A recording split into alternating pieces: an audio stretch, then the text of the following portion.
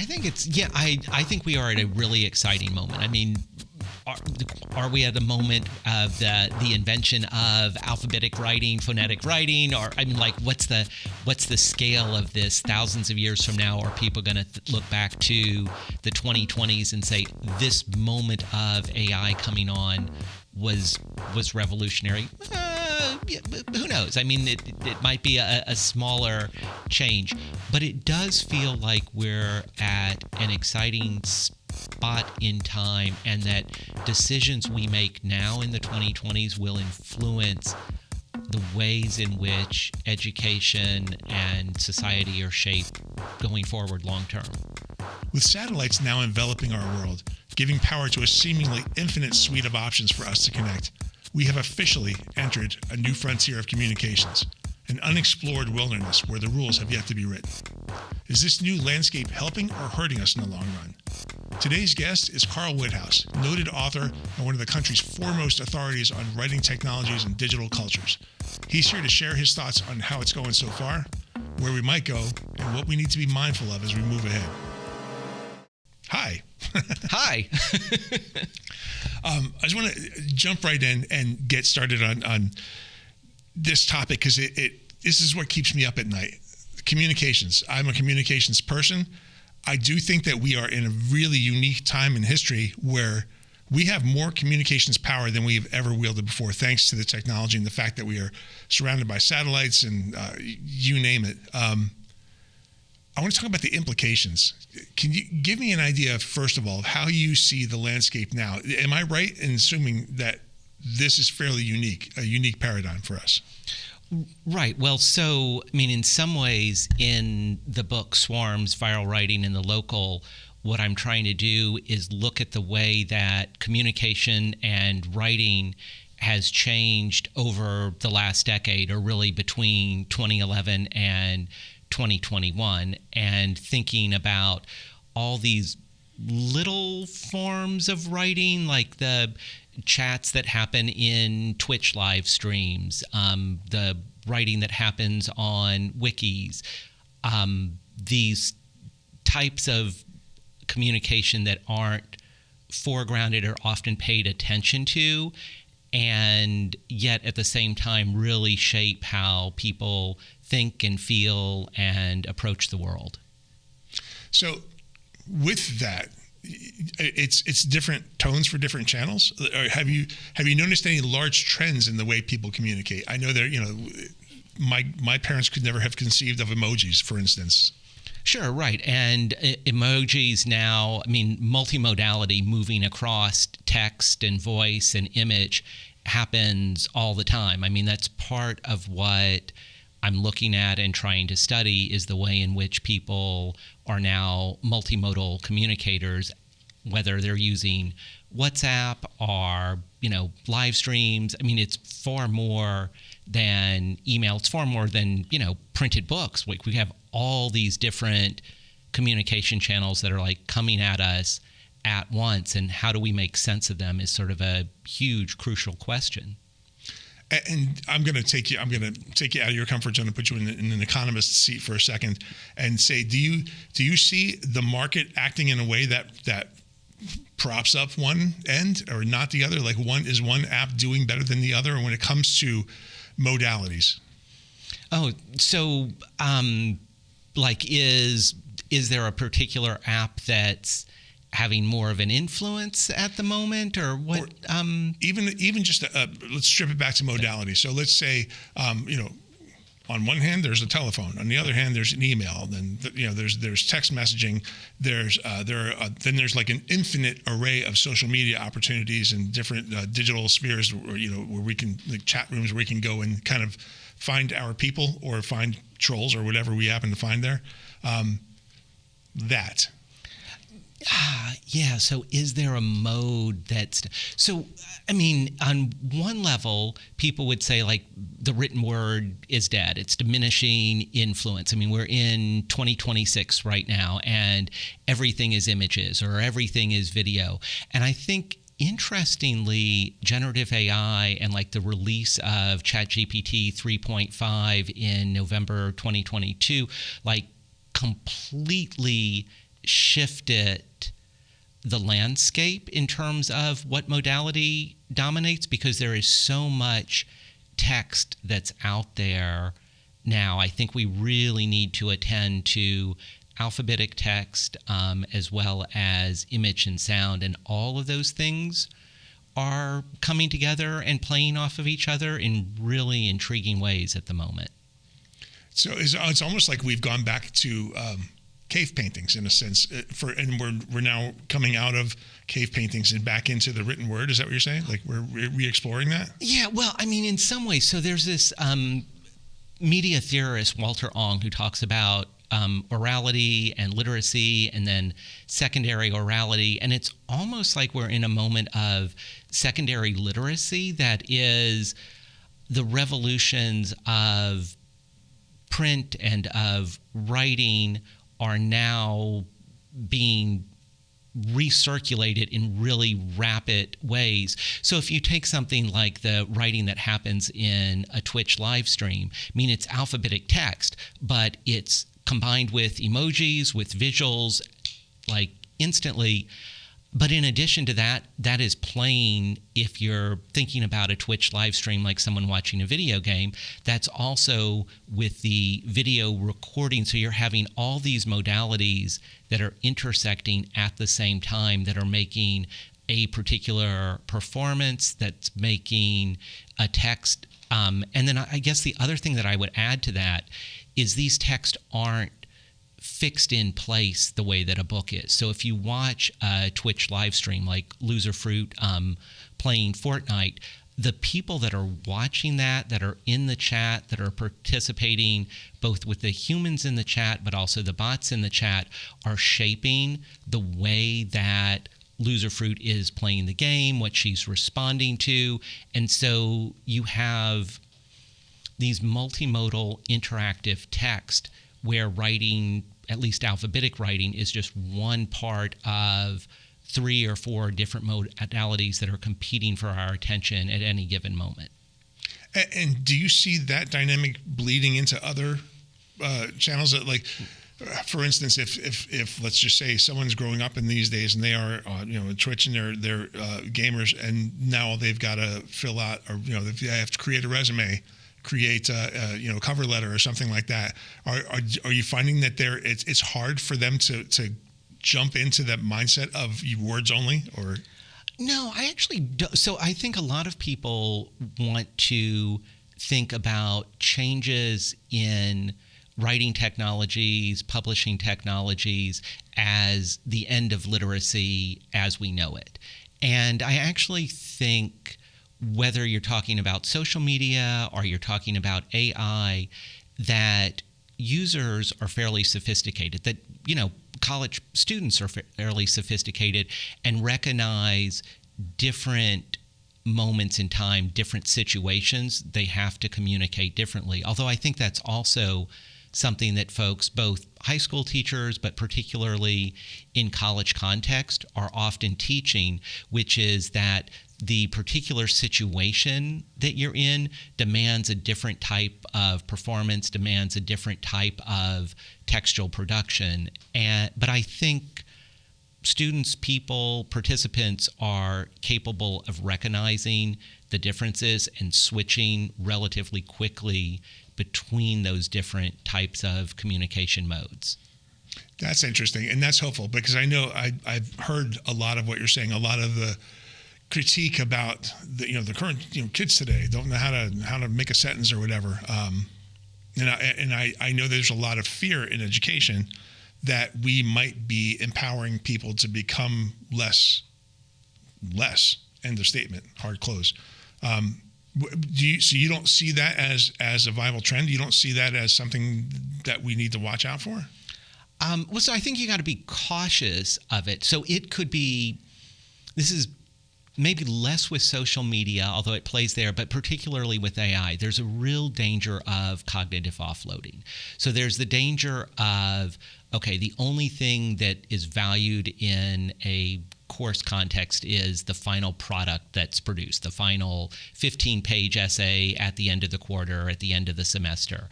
And one of the challenges with AI as a writing technology right now is that you could take the assignment, you could take the grading rubric, you could take a couple of sources, and 11:30 at night with it due at 11:59, you could put it together, you could iterate, get yourself 3, 4, 5, 6 different versions, pick a final version, and it's good enough for a B+.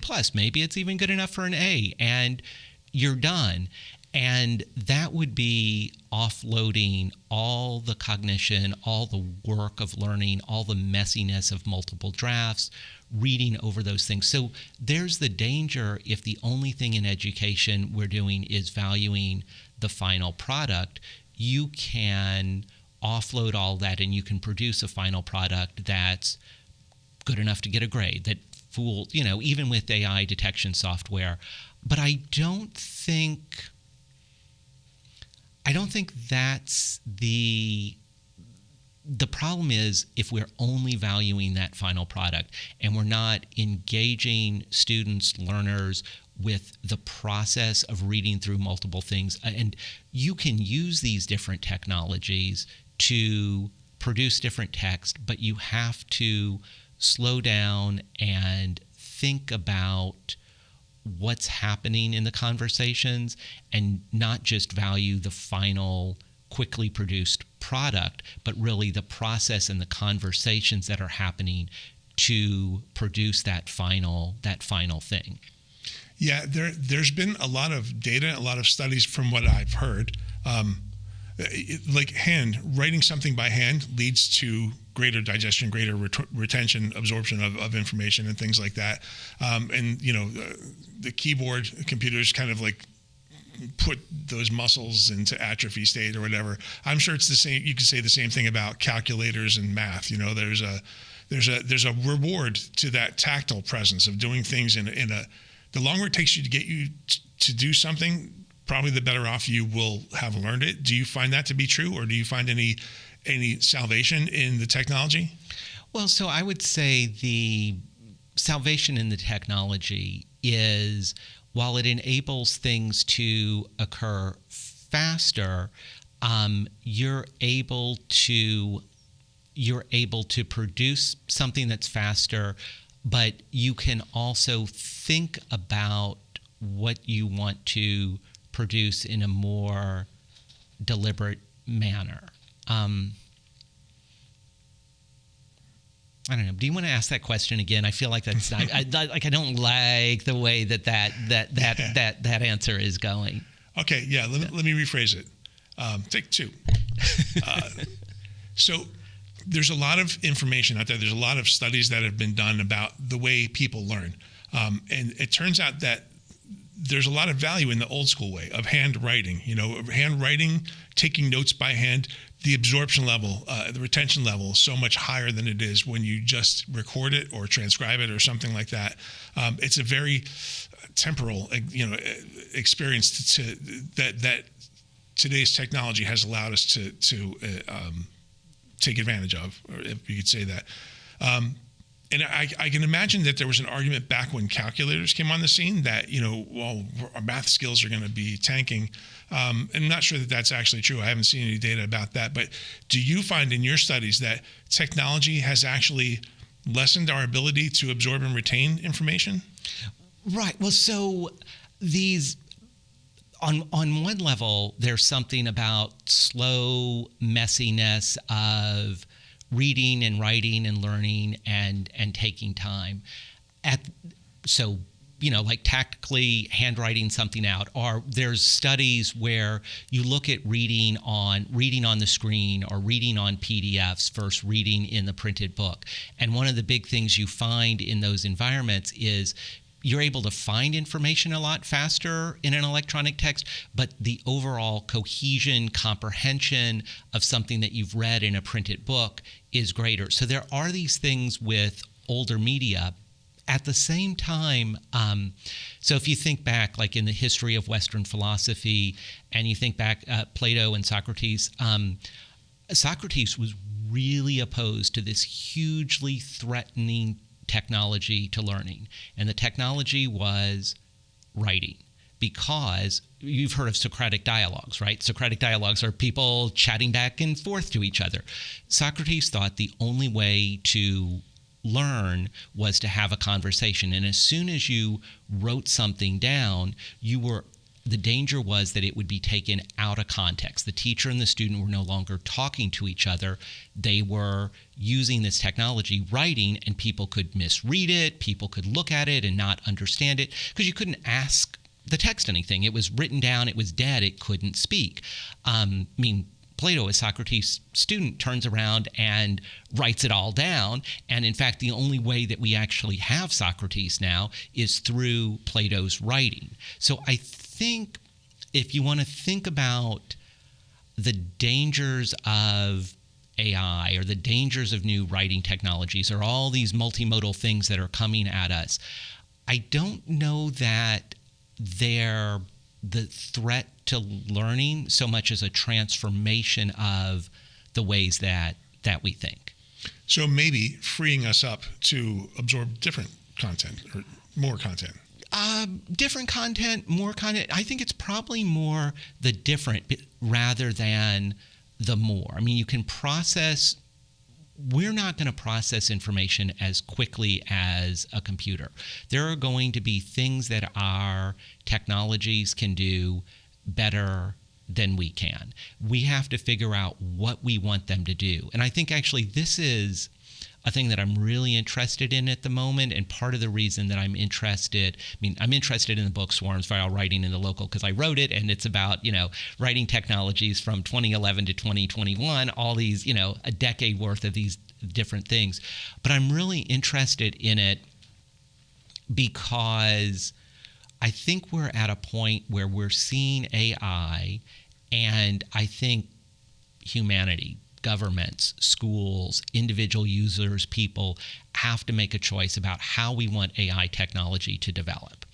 And I think we've seen over the last 15, 20 years how social media has been shaped. And I don't know that very many people are happy with the forms of social media writing and the way that it generates misinformation and disinformation, the harm. I mean, we like connecting with each other, but the ultimate outcome of social media development and social media companies being driven by let's produce as much engagement, let's produce as many clicks and as many ads as possible, hasn't left us with a better world. And I think we're at an early stage with AI where we could make decisions about the technology and how to humanize it that might produce a very different result than what we got out of 15 years of social media.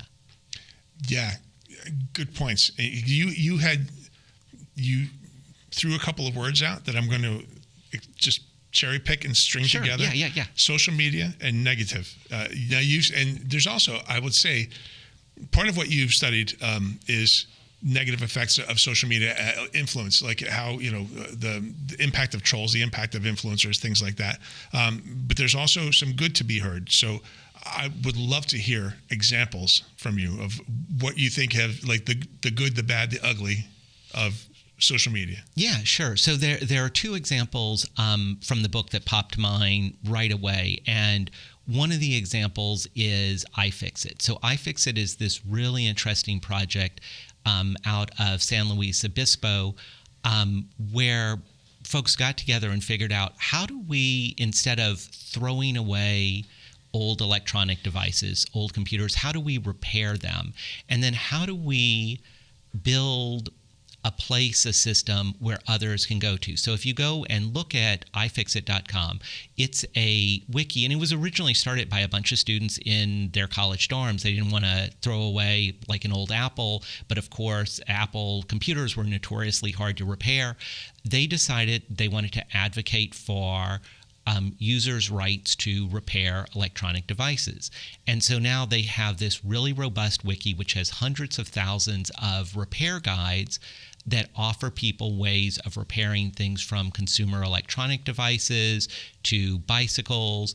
And the nice thing about the iFixit repair guides are that they're, rather than a YouTube video, they're shareable, they're step-by-step, and they're sourced by community members. So here you have a wiki that helps people stop throwing away things, that helps them repair things. I think that's a nice example.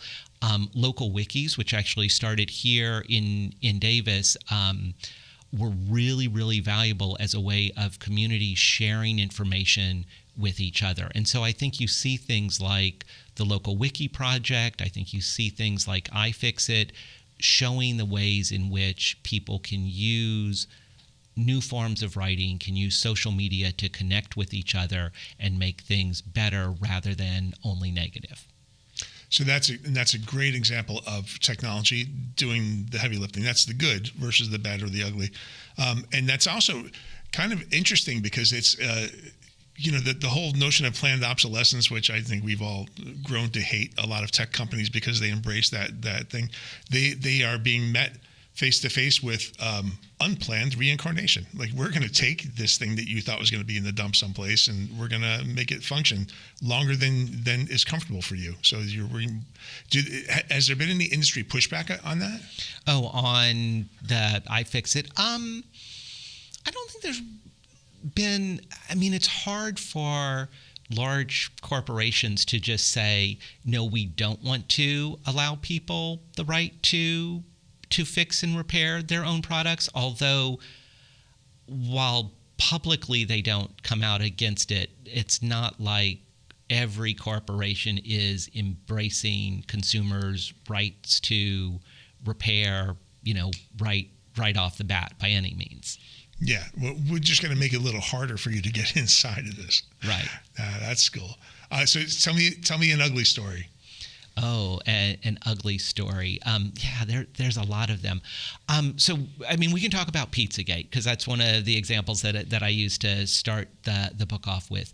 And, Pizzagate is sort of an amazing, dark, early moment. It's the conspiracy theory that that there was a child pornography ring, child kidnapping ring run out of Comet Ping Pong Pizza in Washington, D.C., associated with Hillary Clinton's campaign.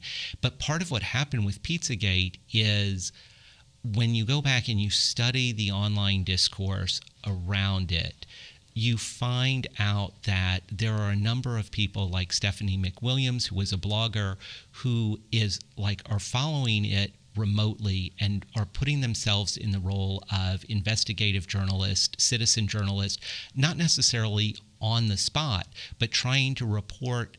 And among both the bloggers, but also sort of the trolls that are driving this across platforms like 4chan, there is a way in which it almost becomes sort of like a choose your own adventure. Or the people that are writing about it are part and parcel of the story. And what happens in this case is John Madison Welsh ends up driving up from North Carolina, storms into Comet Ping Pong Pizza with an assault rifle into a kid's birthday party. And of course, there is no, child abduction ring running out of the basement. And then he reports that this is just bad intel. But I think what's intriguing about the instance is the way in which writers and other folks online get sucked into a story, and the way in which sort of the swarming, the viral nature of the discourse takes over people's thought processes, where they then come to believe these extraordinarily unbelievable things and then take action upon it. And I think it's important to understand those dynamics in ways that look at not at people just being misled, but people themselves buying into those rumors and what motivates that, and trying to read that in a way that is both critical and generous.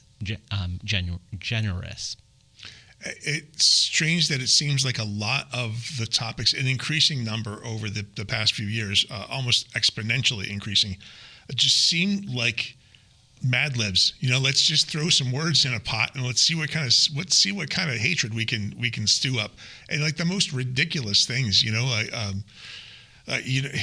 I don't want to pick on any administration in particular, but the notion that Haitian immigrants are eating dogs in the streets and things like that, they gain an audience that's really, really shocking when you consider how easy it should be to disprove. Right. Well, and so another sort of instance moving outside of the U.S., another example that I look at in the book is in the summer of 2017 is the murder in rural India of a number of Rohingya Muslims, and the way that WhatsApp was used to spread fear among Hindu communities, where it was reporting that people were coming, that they were attacking people, that they were abducting them, that they were sexually assaulting them, and showing people's image. And what happened within is that WhatsApp, as a technology that was easily available in people's phones, was used to spread these rumors and then lead to lynch mobs killing folks. And there were fake messages that where people were imitating as if they were from the police, reporting that these gangs were roaming around abducting people. It led to violence. What's interesting is that the Indian government's response was very different in terms of the demands that they were placing on Facebook and Meta to regulate the discourse on WhatsApp compared to the government in the United States, which has been very hands-off in terms of regulating misinformation and disinformation. And I mention that as an example because I think we need to figure out ways in which users, consumers, tech companies, and governments need to come together to figure out how to regulate misinformation and disinformation in a more rigorous way than we have in place right now. And I would say I agree with that wholeheartedly. First of all, 1,000%. I would say that the technological landscape almost makes that mandatory because, Socrates rolling in his grave laughing right now going, if you would have just had this conversation face to face like I told y'all, you could have read maybe some of the room a little bit. You could have got an energy when someone says immigrants are eating dogs. Like you said, yeah, I don't. Something tells me that's not accurate. But now all these things seem to be coming from trusted, air quote unquote, sources. It's kind of easy to manufacture a trusted source, even though it's really like an op-ed factory.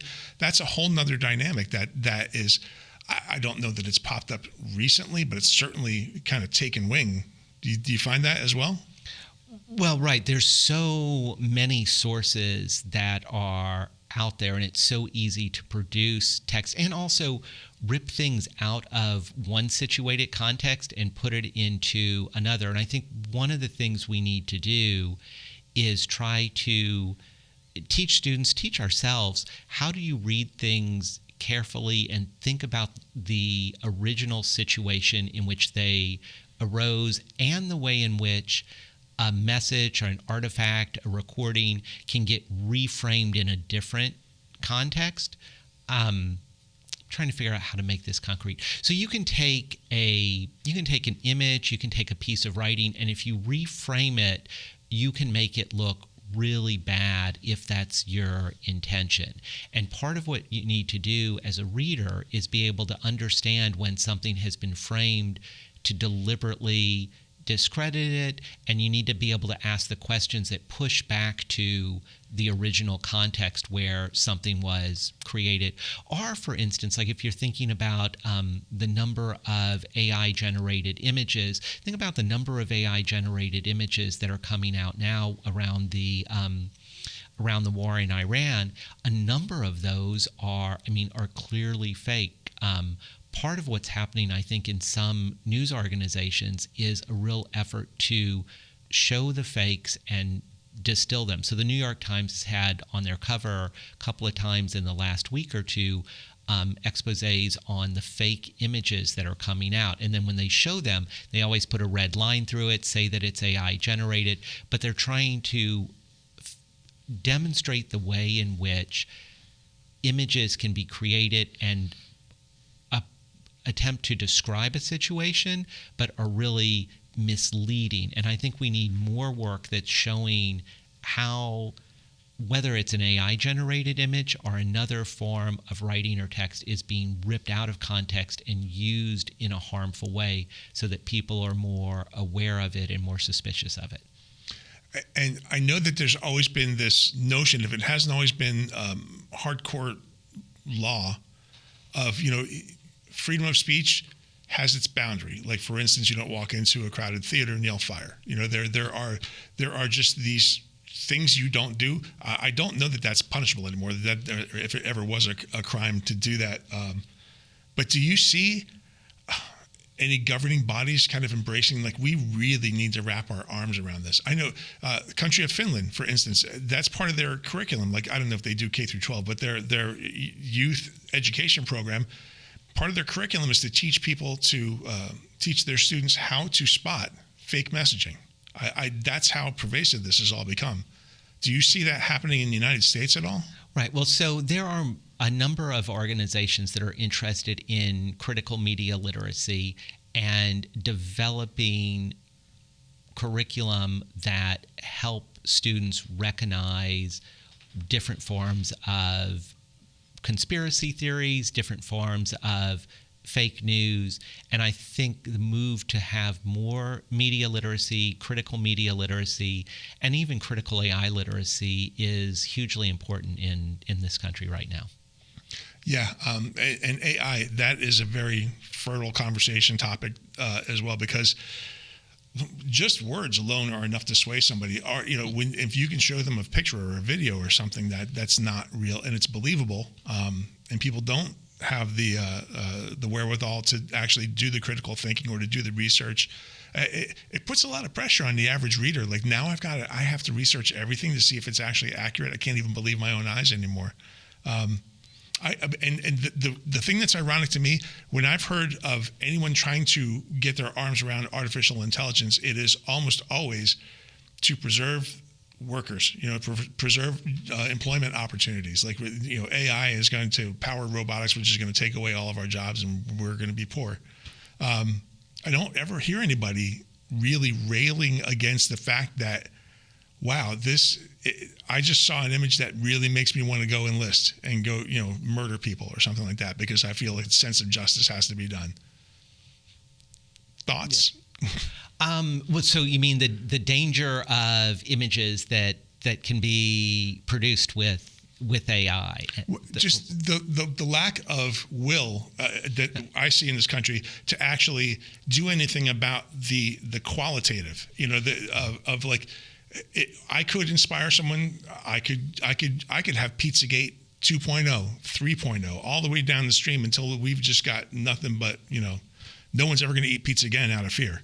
But we're not addressing the potential to lie so much as we are the economic thing, which seems to me it's important, yeah, but it seems to me that there's an ethical layer that lays above this employability thing that we really need to, like, don't lie. How hard is that, Yeah. How do you teach that? So your question reminds me. So I just came back 2 weeks ago from the conference on college composition and communication, which was in Cleveland this year, and in fact, that group passed a resolution on AI refusal, or students and faculty's rights to refuse AI.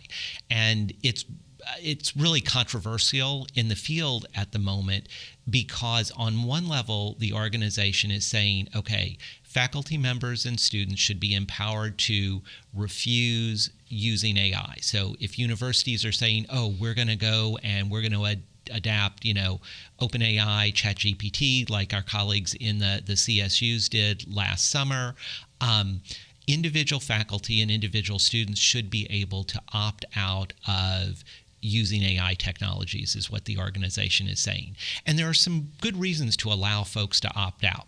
Think about the environmental impacts, think about intellectual property issues, think about what you're talking about in terms of jobs. So people should be able to say, no, thank you, I don't want to take part with AI.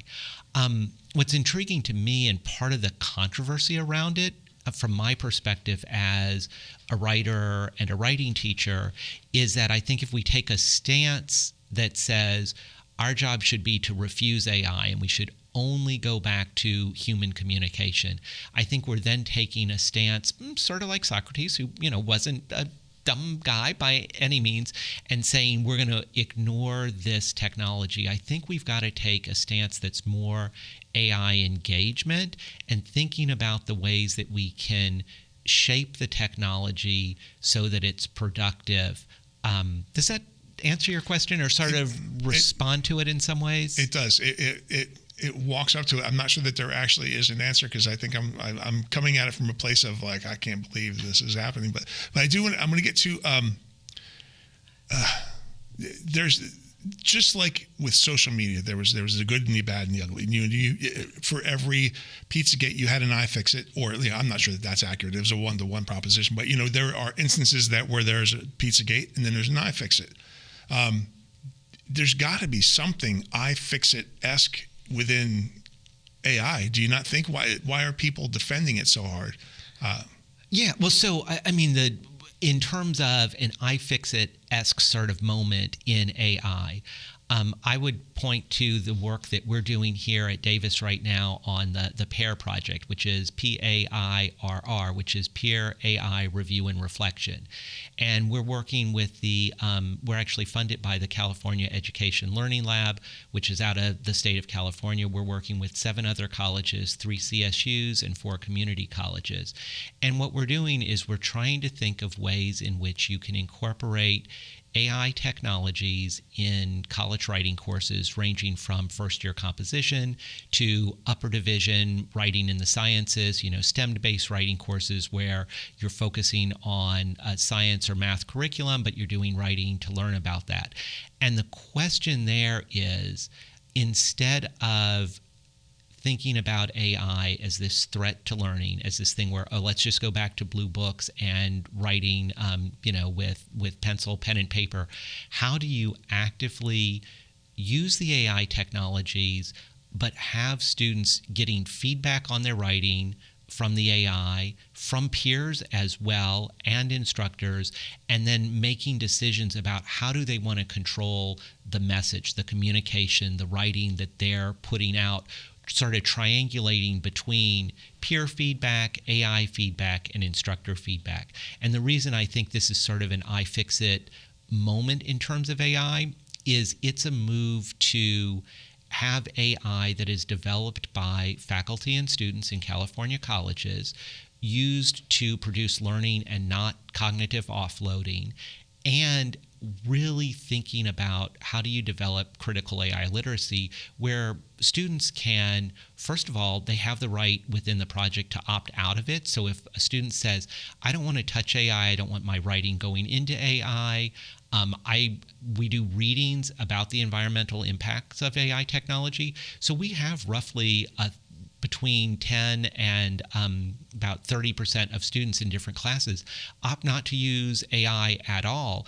And that's okay as part of that curriculum. So I think that sort of moment of how do you turn to technologies and think about how do you want to use them in productive ways, and also allowing people to opt out, is sort of an important iFix-esque type of moment.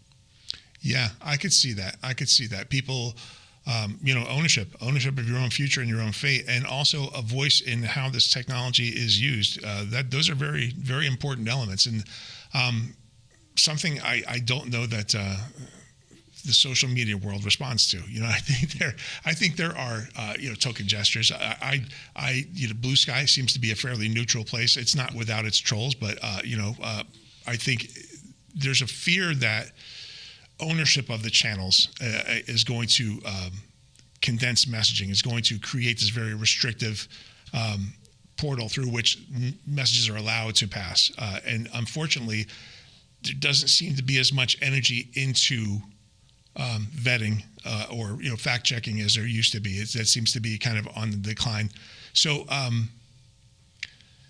okay, so we got this all figured out. We've seen a path forward for AI, right? Well, I don't know if it's the perfect path forward, but I mean, part of what I would say with both the PAIR project, but also the California Education Learning Lab, is it's an instance of state government funding work around AI technology and how it's used so that faculty and students can actually shape the future, as opposed to having the future only shaped by corporate interest. And this is not saying this is anti-OpenAI or anti-Anthropic or any of these organizations, but it's a use case where faculty and students are actually shaping technology in ways that are productive for what we want to do. And part of what's cool about the California Education Learning Lab is it's not just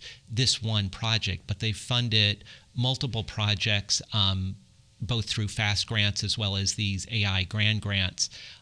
Also, I'll just make a really quick shout out to the My Robot Teacher podcast, which does a whole bunch of work around educational technology in California. And I think examples there show ways in which academia, government, and individuals are working together to use technology in productive ways. And it's those sorts of partnerships which are exciting to me, as opposed to simply turning things over in terms of engagement and numbers of clicks and corporate profits. So you are boots on the ground. You are toes up to the line of where this is actually happening, and you're saying it's not the end of education.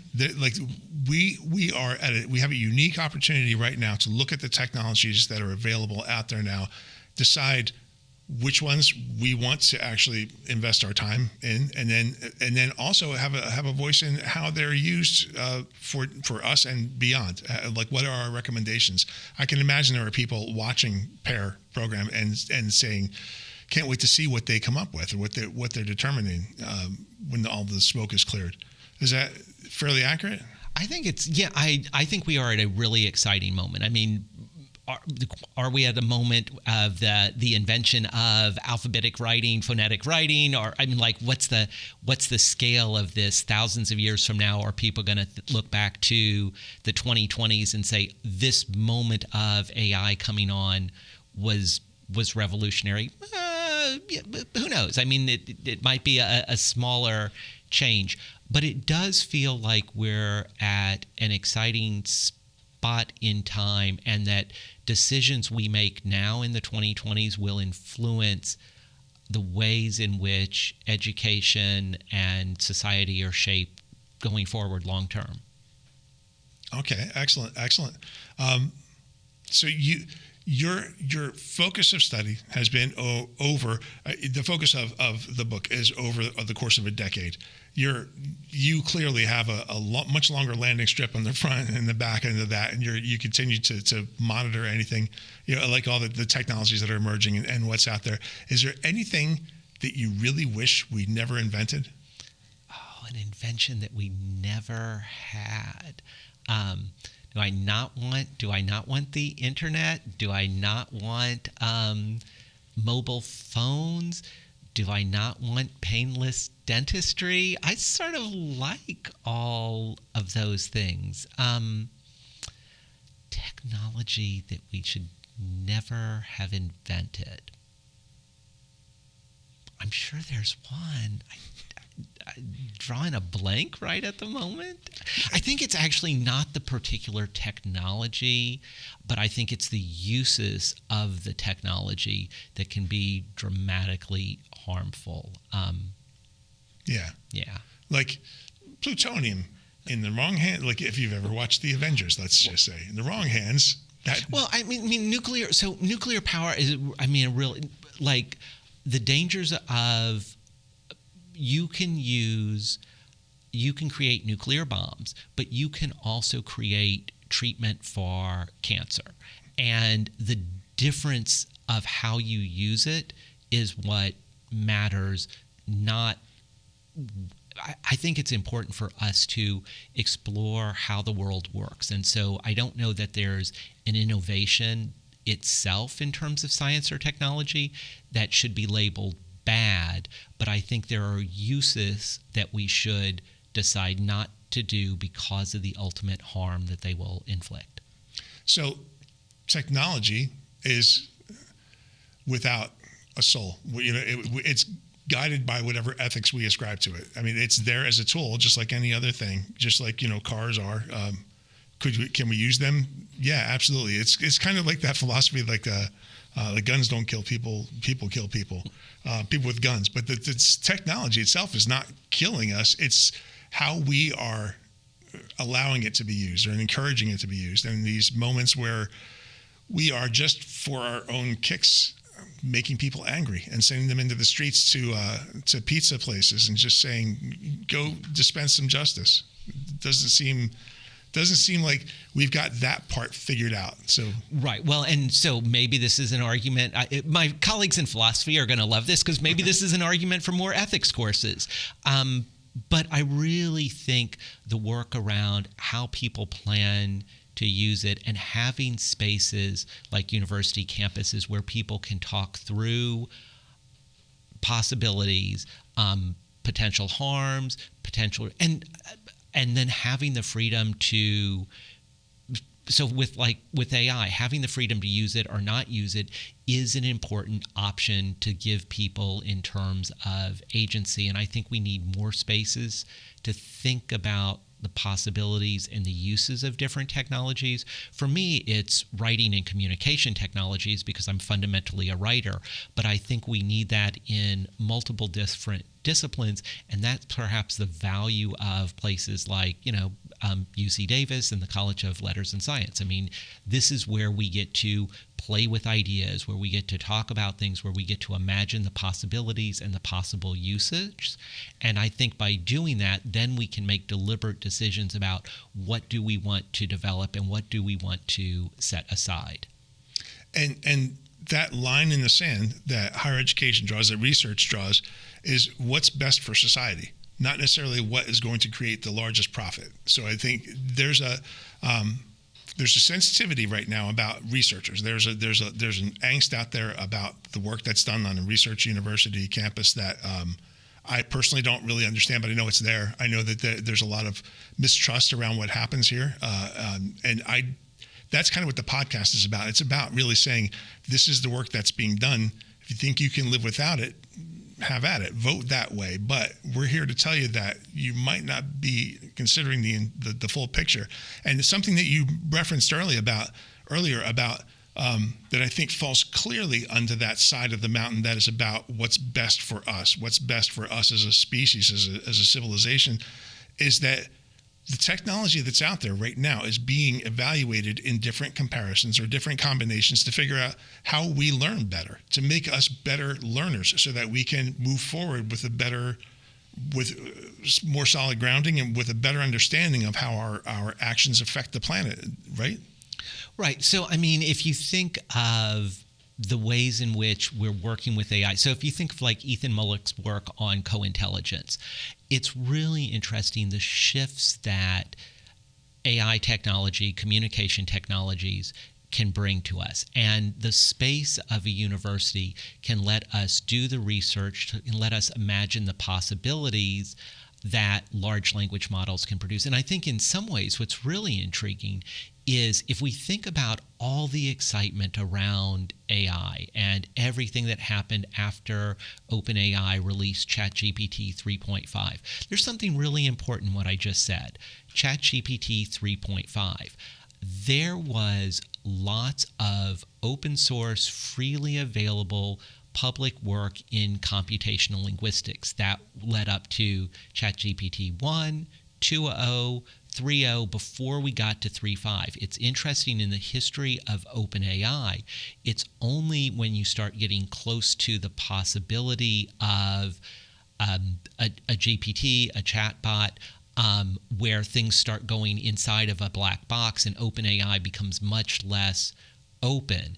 And I think the model of university research, the things that led to large language models, only happens when you have open work in computational linguistics that's widely shared and not behind sort of corporate paywalls and so there's an interesting, maybe this is the next book to write, there's a history of OpenAI and the move to having large language models behind black boxes versus earlier research where everything was open. And there's a ton of work being done where folks in computational linguistics are trying to make these both large language models but also small language models more publicly available as opposed to only driven within large corporations. Yay. Yeah. No. And that may be another iFixit type of moment where you think about what's the work behind these technologies and how can we share that in a broader fashion rather than only having it developed and driven by corporate profits. The irony is not lost on me that we could be relying upon a technology that people are currently demonizing pretty heavily to give us back our moral compass and to say, this is a good path. Maybe consider doing this. Like this is how people learn. This is how we become better as a society. That we might not have had that information if not for the technology behind it. Yeah, it's a hopeful note. Mm-hmm. Yeah, we should end on a hopeful note for sure. Although I'm not sure that that's possible, but yeah, of course it is. Is there anything we missed? Is there anything that you have studied that you really think that the world needs to understand about the days we live in and the opportunities to connect with each other? Yeah, I guess. I mean, the one thing that I might add here is part of the story that I try to tell in Swarm's Viral Writing in the Local is while we see things like Pizzagate, while we see things like the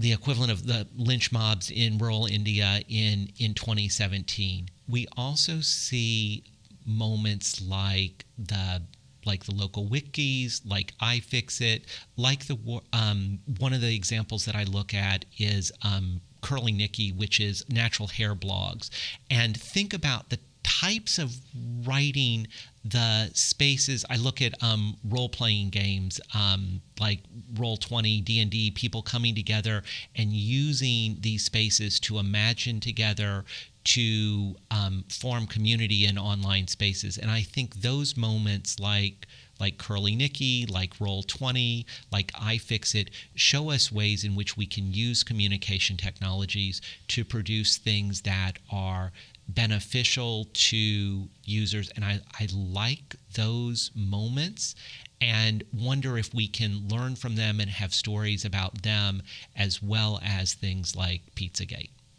Yeah, amen. And I that's one thing I don't think we give common communication enough credit for, or modern communication enough credit for, is the ability to find someone with your interests without boundaries. Like the walls are down.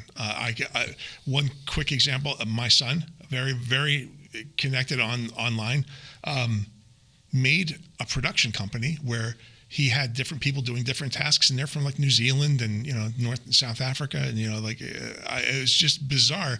This global consortium of people that all happen to have the same interest came together to produce an animation project in this case that would never have found each other without this technology. So, like you're saying, that's kind of like an iFixit moment on a micro level, mind you. But the fact that they can get into Discord servers or something like that and find people around the world who they can relate to is wonderful. And that actually kind of makes me jealous. I mean, I was bound by the geography of my hometown and how far my car could go. Those are the depths of my exploration at his age. So yeah, I find encouragement there. I find a little bit of reason to celebrate. So. Yeah, well, and the connectivity. I mean, so Discord servers are interesting. I look at Attack on Titan fandoms on Discord, and the way in which people connect and become passionate about, a very particular manga, anime, and talk to each other and find community. And I think the example of your son and the production company with people all around the world coming together is it's a small little local moment, but it's those local stories and those, it's both local but also global connections. And I guess what I mean by local is it's a real person who's able to connect to other real people and create something that is meaningful for them and meaningful for another small audience or potentially large audience, but another audience. And I like how communication technologies afford that and get us away from what you were describing as, just the boundaries of a particular town without maybe forcing us to always hop on a jet plane and waste a lot of fossil fuel. Like maybe there are ways that we can connect and use these technologies to understand each other in ways that are really productive. Yeah, and explore our commonalities as opposed to take for granted that we're all different and ergo evil or something like that. So, okay, excellent. I really enjoyed this conversation today. I want to thank you for coming by. I think it was really, really productive for me anyway, that's my baseline. That's how I judge it. Yeah, no. I appreciate it. Thank you so much for inviting me. Sincerest thanks to today's guest, Carl Whithaus.